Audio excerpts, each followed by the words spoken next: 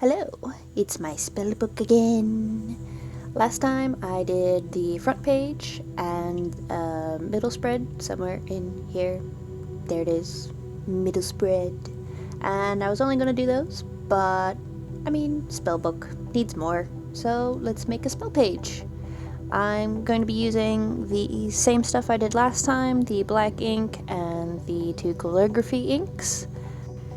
The same brush as last time, so let me get everything sketched out and we'll get started. So the reason I sketched off screen is I found out last time I arted in here is you can't see the sketch.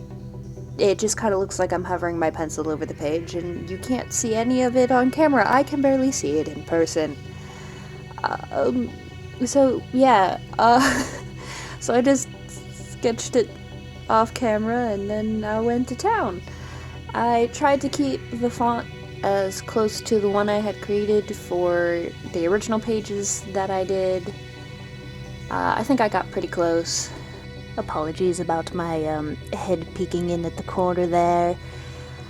I was actually in quite a bit of pain while I did this. I had a tooth removed and it didn't come out nicely. So that's why there was the weird voiceover with the miming at the beginning, because I could barely open my mouth. But as you can see, this is a feline form spell, or a cat transformation spell if you want to be boring. And it was just the first spell idea I had that came to mind was, let's turn into a cat, and there goes my head in the frame again.